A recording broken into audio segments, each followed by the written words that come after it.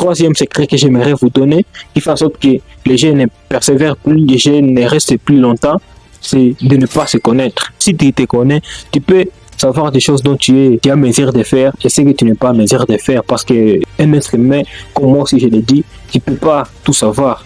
Tu peux pas tout savoir. Et si tu sais tout, c'est que tu ne sais rien. Ça, c'est la chose qui est importante. Si tu crois que tu connais tout, alors mets ça dans votre tête que tu ne sais rien. Tu ne sais absolument rien. Celui qui montre aux autres qu'il connaît tout, c'est qu'il ne sait rien.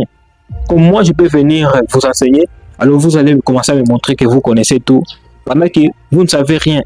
Qu'est-ce que moi je vais t'apporter? Qu'est-ce que moi je vais t'enseigner pendant que tu connais tout? Même ma petite connaissance que je peux t'apporter, en regardant seulement votre attitude, tu vas afficher une attitude qui sera médiocre, au point où je ne saurais même pas comment est-ce que je vais te transmettre les choses dont moi j'aimerais transmettre. C'est pourquoi ça freine.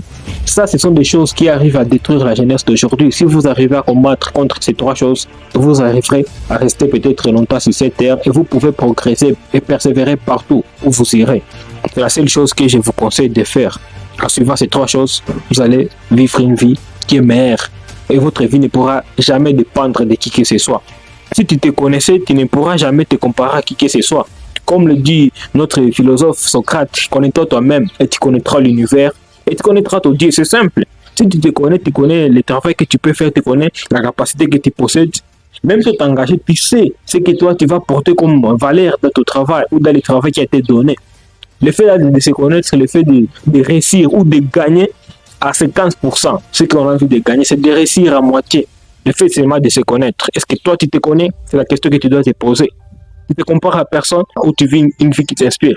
C'est à toi celle de regarder la vie que tu es en train de mener. Personne ne peut venir contrôler ta vie et personne ne peut ruiner ta vie à part toi-même. C'est une chose que j'aimerais vous dire, c'est de connaître la situation dont vous êtes en train de vivre. Si tu ignores ta situation, alors c'est que tu es quelqu'un d'ignorant, tu es dans l'ignorance, mais tu ignores que tu es dans l'ignorance. C'est votre choix qui vous définissent. Nous faisons les choix et ces choix-là nous font.